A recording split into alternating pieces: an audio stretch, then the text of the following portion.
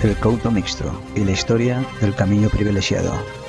Recorrido documental sobre la República Independiente del sur de Ourense, Galicia, España, entre los siglos XII y XIX. Hechos históricos reales. En el siglo XII existió en el sur de la provincia de Ourense un estado independiente o república conocido como Couto Mixto, una historia única en Europa. Entrevistaremos al historiador Ramón Campos, del Centro de Interpretación del Couto Mixto, y recorreremos el Camino Privilegiado o Ruta do Contrabando hasta llegar a Tourén, en Portugal. Hola amigos, bienvenidos a un nuevo capítulo de Galicia en la mochila. Hoy tenemos una historia súper interesante. ¿Qué vamos a ver hoy por aquí? Pues nos encontramos en la frontera del Couto Mixto, en el sur de Ourense. Vamos a hacer un recorrido desde este Peto de las Ánimas a través de las localidades de Meaus, Santiago, Rubiás, y a través del Camino Privilegiado iremos hasta Portugal, hasta la localidad de Tourén. En el siglo XII tuvimos una república independiente y durante 700 años, hasta el Tratado de Lisboa de 1864, este estado fue activamente independiente. Los ciudadanos podían ser lusos o podían ser españoles indistintamente. Y vamos a hacer un recorrido, pero lleno de historia, interesantísima. Hoy vamos a hacer una caminata muy especial. Nuestra ruta comienza hoy desde este Peto de las Ánimas, situada en la carretera comarcal Ourense 1111, en el kilómetro 12, hasta llegar a la primera de las localidades, en Meaus. Y bueno amigos, empezamos con la primera de las localidades del Couto Mixto, la localidad de Meaus. Y aquí tenemos el camino y el roteiro. Ya tenemos aquí los primeros indicadores, aquí tenemos uno de ellos, el roteiro do Cebreiro, Reñaloba. Seguimos nuestro camino y vamos a dirigirnos hasta la iglesia de Santiago.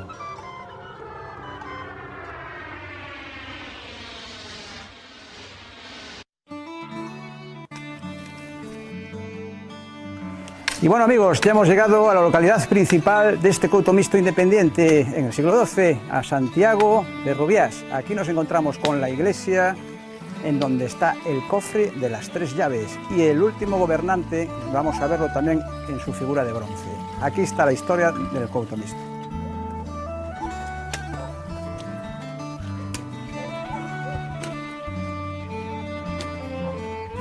Y bueno amigos, en nuestro camino de aquí estamos ya en Santiago de Rubiás y tenemos con nosotros al responsable del Centro de Interpretación, don Ramón Campos. Buenos días, Ramón. Hola, buenos días. Cuéntanos un poquito qué es esto del Couto Mixto.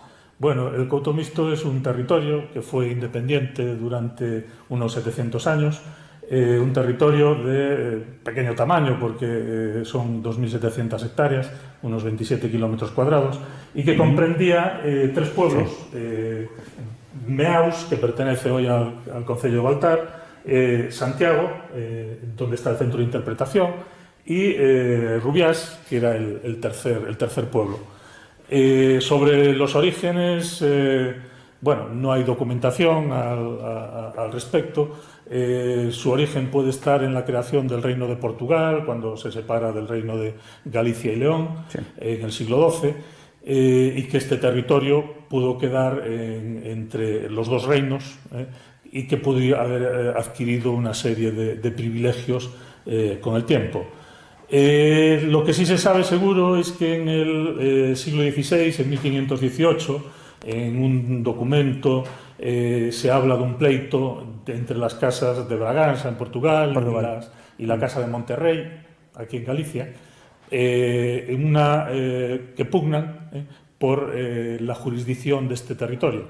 Entonces, bueno, pues al final se decide, se nombra un juez portugués y otro español. Que deciden que bueno, este territorio se mantenga al margen de las dos casas y que no tenga que pagar impuestos a ninguno de los, ni a la casa de Bragança ni a la casa de Monterrey, y que tampoco tenga obligación de aportar hombres para los ejércitos de ninguna de las dos casas o ninguno de los dos países. Y bueno, pues entre los privilegios que tiene durante este tiempo, pues está el autogobierno, elegían a sus gobernantes, los dirigentes, el juez era la máxima autoridad, que estaba ayudado por los llamados hombres de acuerdo, que eran uno por cada uno de los tres pueblos. Lo que pasa, hay algunos autores, sobre esto no hay acuerdo, que piensan que eran dos y otros que piensan que eran tres por cada uno de los tres pueblos. Y que, bueno, ayudarían al juez en a tomar las decisiones, a gobernar y organizar un poco el territorio. Y después había otra figura que era el vigairo do mes, que era una especie de alguacil, que era el encargado de poner en práctica las sentencias o los acuerdos del juez y de sus consejeros, que eran estos hombres de acuerdo. Además, podían elegir nacionalidad, ser españoles o portugueses, o simplemente ser mixtos. También podían ejercer derecho de asilo sobre aquellos que lo solicitaran, excepto si tenían delitos de sangre.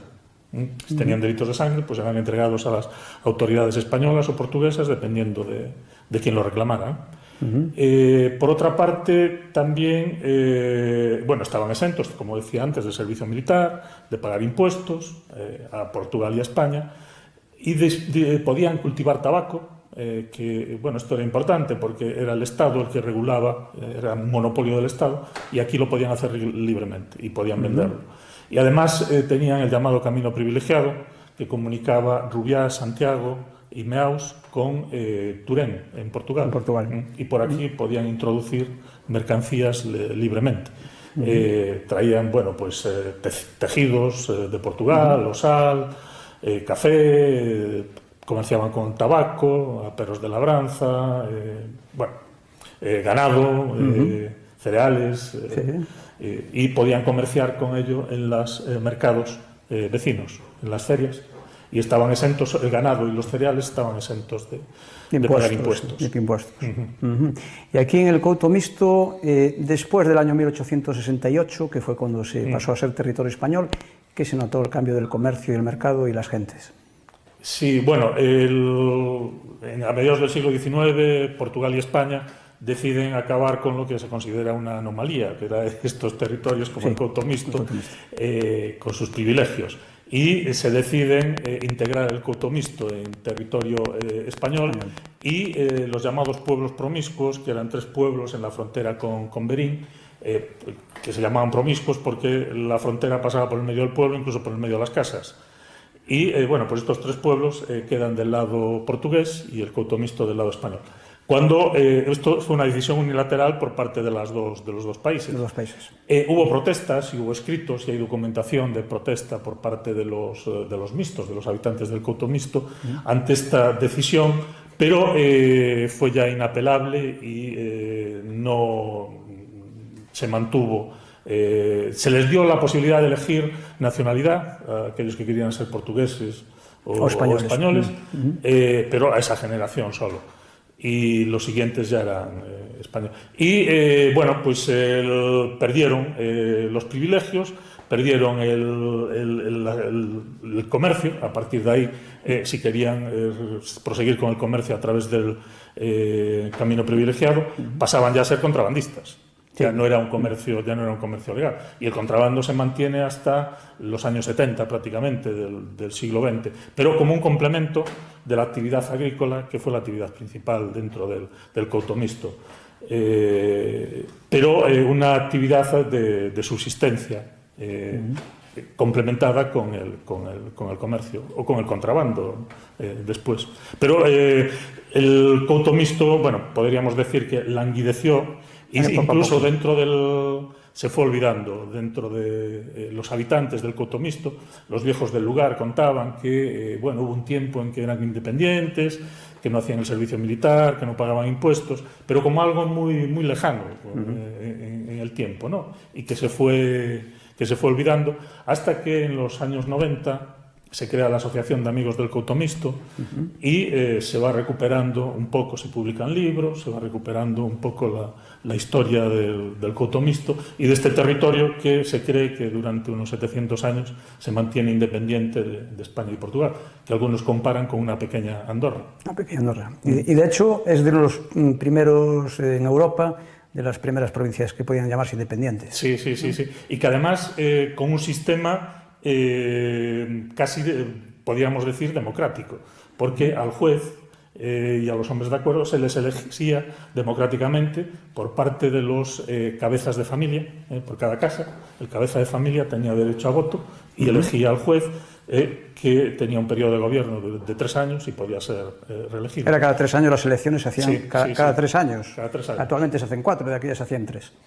Sí, pero de manera, como digo, incluso en el caso de fallecimiento del cabeza de familia, la viuda tenía derecho al voto de esa casa, que era algo que podríamos decir casi revolucionario para la época. Sí, muy bien. Y actualmente el camino privilegiado se está utilizando ya como para rutas de senderismo, o ya prácticamente no tiene uso, no se circula a través de él. De manera simbólica. Solo de manera simbólica. Vienen excursiones, hay andainas, hay caminatas que se hacen de vez en cuando, y que, bueno, se trata de recuperar, se mantiene, se desbroza todos los años. Y se mantiene, eso es lo importante. Sí. Yo creo que este es un sitio que es con una historia, tiene una cultura espectacular, o sea, incluso aquí en Orense y entre el norte de Portugal es una historia de las de verdad. Y muy poco conocida. Muy poco conocida. Que, bueno, se está tratando de divulgar y de poner en valor realmente la historia de este territorio, ¿no? Efectivamente, muy bien. Y después nos dirigiremos a la iglesia aquí de Santiago, que también tenemos unas cosas muy interesantes. Vamos a ver ese cofre de 3 llaves. Sí. Tenían un arca en la que depositaban sus documentos o aquellas cuestiones de valor, y en una ceremonia que era la que participaban el juez, los hombres de acuerdo, había una llave por cada uno de los 3 pueblos que tenían, y tenían que abrirla los tres a la vez. El arca que se conserva hoy, bueno, ya lo comentaremos, es a partir de 1809, después de que los franceses hubieran pasado por aquí, después de ser derrotados en las afueras de Oporto por Lord Wellington, se retiran en dirección a Astorga, y al pasar por aquí, bueno, piensan que en el arca puede haber algo de valor, la abren, utilizan los documentos que hay para hacer fuego, para limpiar las armas, destruyen el arca y se van. Entonces, el arca que hoy tenemos es de a partir de 1809, pero se mantiene con sus 3 cerraduras, y todos los años se hace una ceremonia por parte de los amigos del Couto Mixto, en lo que se nombran jueces honorarios y se abre el arca y se depositan los... ¿Y aún hay algún documento que se puede conservado de aquella época? No, de aquella época no, ya no hay nada, ¿no? No se conserva nada. No se conserva nada. De hecho, el arca apareció en la casa rectoral, que es el actual centro de interpretación, que era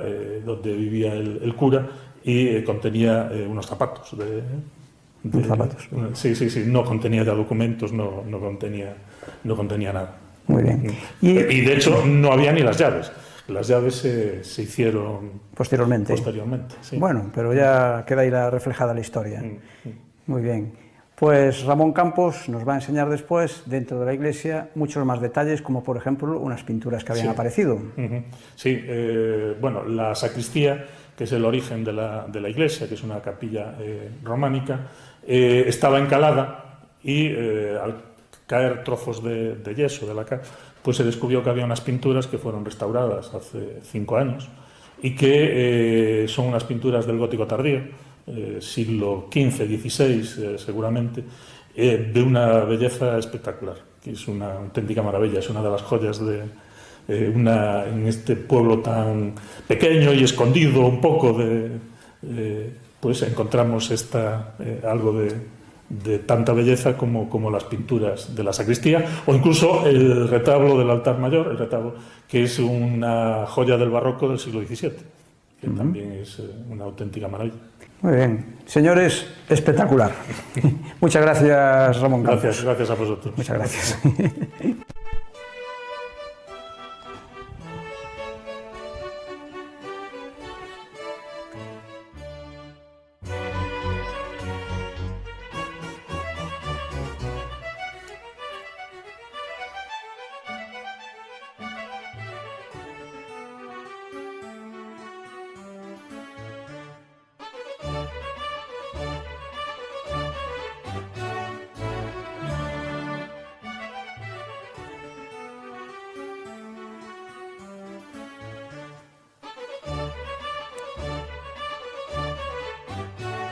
Bueno, Ramón, hemos llegado aquí junto al gran jefe, con su bastón de mando. ¿Quién es este gran jefe que tenemos aquí en esta escultura? Este señor. Delfín Modesto Brandón, que fue el último juez del Couto Mixto y el que escribió la historieta sobre los privilegios que tenía el Couto Mixto. Y bueno, aquí aparece reflejado con su bastón de mando y una capa con las... ¿Esta es la capa? Con las 3 llaves. Aquí hay un plano de detalle que tenemos aquí las 3 llaves, o sea, que nos lo dice todo. Y bueno... ¿Cuándo gobernó este señor? ¿Desde qué época? ¿Desde qué año? 1864 y 1868. Desde el 64 al 68 sí, del él fue 1800. El último juez cuando ya le decidieron retirarle las 2 coronas, española y portuguesa, retirar los privilegios al Couto Mixto.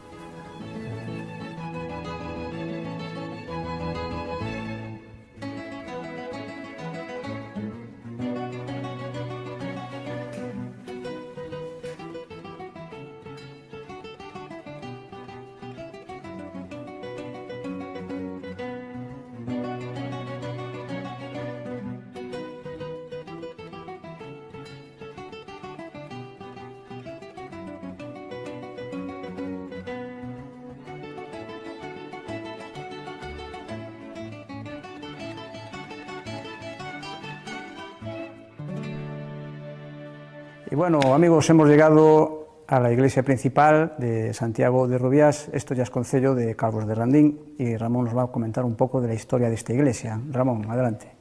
Bueno, aquí una de las joyas de esta iglesia es este retablo barroco que tenemos aquí, en el altar principal, que está dedicado a la figura de Santiago Apóstol, patrón del pueblo, y que es realmente un barroco espléndido este retablo del siglo XVII y que es una auténtica maravilla. Y también hay aquí una pequeña maravilla que es una virgen, una imagen gótica que se encontró detrás del retablo. ¿Podemos verla? Sí, claro. Ramón, cuéntanos sobre esta imagen gótica que tienes en tus brazos. Es una imagen tardogótica que refleja a una virgen posiblemente que fue restaurada recientemente y que se encontró detrás de un retablo, concretamente del retablo del Carmen. Estaba ahí como escondida y fue restaurada y es una auténtica maravilla. Es también de las joyas de aquí de esta iglesia. De las joyas de esta iglesia.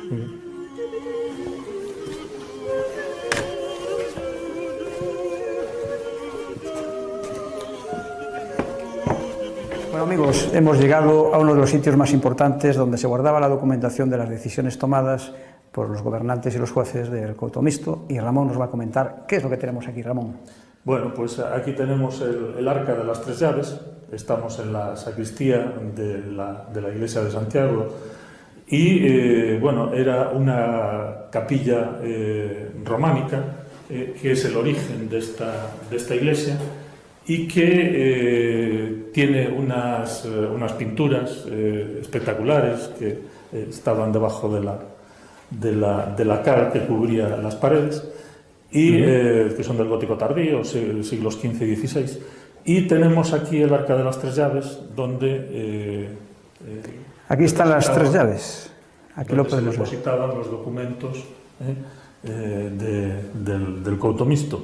Se abría mediante se realizaba una ceremonia bastante protocolaria porque para ellos era muy importante el arca y el contenido. Y en ella estaba presente el juez y los 3 hombres de acuerdo, representantes de cada uno de los pueblos, que tenía una llave cada uno y había que abrirla, la cerradura, los 3 a la vez. Y una vez abierta, ahí depositaban o consultaban los documentos que eran, como ya digo, muy importantes para ellos. Esta arca, es el arca original se perdió porque fue destruida por los franceses cuando pasaron por aquí en 1809 y luego se construyó esta, en la que se depositaron los documentos a partir de ese momento. Lo que pasa es que no llegó hasta nosotros ningún documento de la época depositado en esta arca. Y cuéntanos un poquito sobre estas pinturas que aparecieron. ¿Qué es esto que apareció por ahí? Estas pinturas fueron descubiertas, las paredes estaban encaladas y se vio que debajo de la cal había restos de pinturas. Durante el gótico habitualmente se pintaban las paredes de las iglesias para expresar un poco el mensaje y el discurso de la Iglesia Católica, teniendo en cuenta que las misas eran en latín, que la mayoría de la población no sabía leer ni escribir, pues a través de la pintura, de la escultura, de toda la iconografía, pues se reflejaba el mensaje de la Iglesia. Y estas pinturas que reflejan a diferentes santos y personajes de la historia sagrada, son una auténtica maravilla, es algo, para mí es espectacular el llegar aquí a Santiago y encontrarte en esta iglesia, esta capilla, con estas pinturas. Es espectacular. Es una maravilla. Y tenemos otros buenos detallitos aquí que nos habías comentado anteriormente. Aquí hay unas marquitas como de conteo, que sí, parece que no se sabe bien lo que es, Ramón. Sí, son cuentas, pero no se sabe si en algún momento esta sacristía se cree que pudo haber funcionado como prisión. Aquí no había edificios públicos, las reuniones eran en el atrio de la iglesia y cuando había presos, pues parece que se encerraban aquí en la iglesia. O pueden ser cuentas también de alguno de los párrocos que hubo aquí en esta iglesia. Pero no deja de ser curioso estas marcas, estas cuentas, ¿no? Y aparte se ve que aquí ya se iban finalizando hasta que acabaron por aquí. O sea, pero luego se va desarrollando también por aquí, incluso en la parte que está pintada. También hay unas marcas en la parte pintada. Aquí se pueden ver las marcas pintadas. Sí, es algo muy, muy curioso. Es muy curioso, muy bien. Y aquí tenemos la pila bautismal. Ramón, ¿a quién se bautizaba aquí en esta pila bautismal? Bueno, pues aquí se bautizaban a los habitantes del Couto Mixto. Todos los mixtos que nacían eran bautizados aquí en esta pila.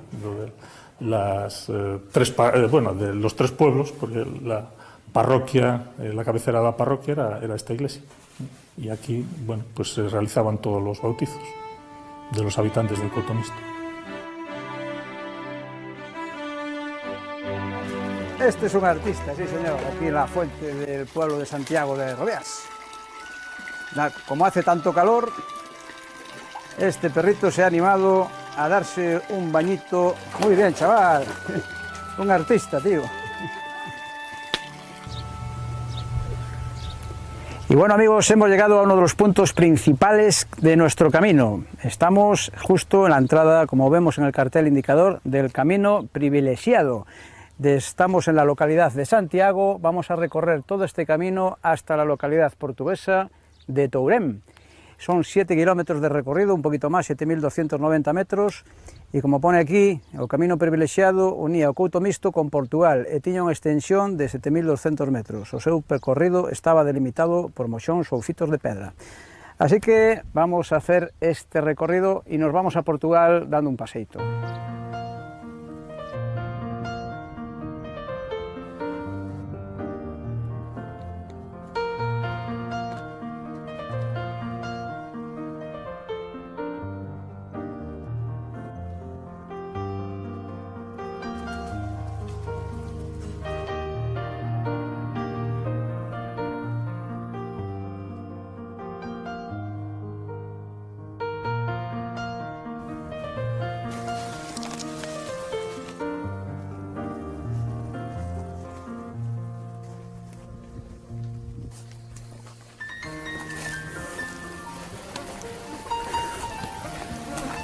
¡Wow!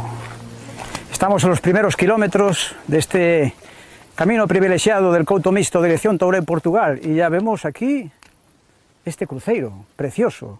Está hecho en piedra. Y es bastante grande, porque yo soy bastante pequeñito. Nuestro primer indicador. Hoy vamos a continuar el camino hacia Portugal.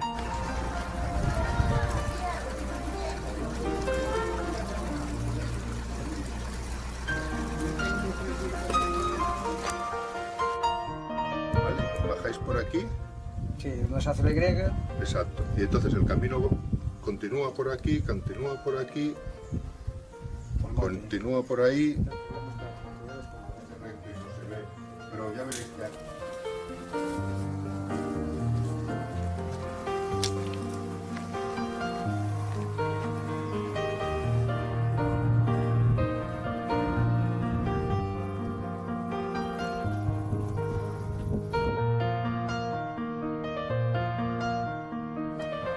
Pasear por el camino privilegiado es como trasladarse a otra época de la historia por donde se realizaban las transacciones comerciales entre las villas del Couto Mixto y la localidad de Tourén en Portugal. Vamos dejando alrededor las últimas iglesias antes de adentrarnos por las montañas que nos llevarán a destino. Los árboles milenarios nos saludan al pasar. Bueno amigos, después de no muchas dificultades, hemos llegado por fin a Portugal, hemos cruzado la frontera española-portuguesa y nos encontramos ya en la localidad de Tourén. Por fin aquí se llama la ruta del contrabando y por fin hemos llegado y ya podemos ver cosas tan bonitas como esto que tenemos aquí. Hemos finalizado nuestro camino, vamos a hacer algo de fotografía aquí en la localidad de Tourén en Portugal porque merece la pena echarle un vistacillo.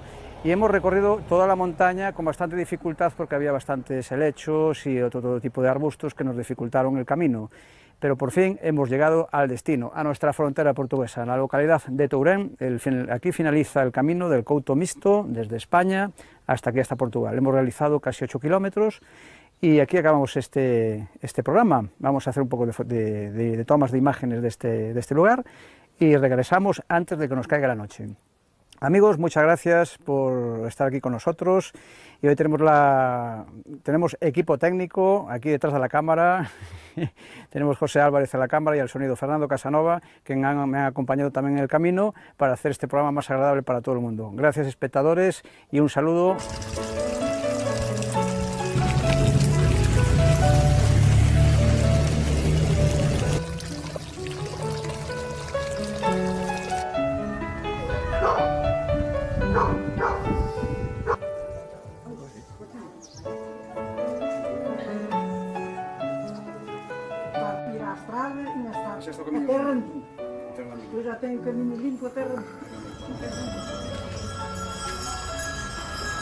Durante siglos circulaban por estas mismas calles un gran tráfico de mercancías como ganado, cereales, aperos de labranza, aceite, bacalao, tabaco, pero a día de hoy ya es historia.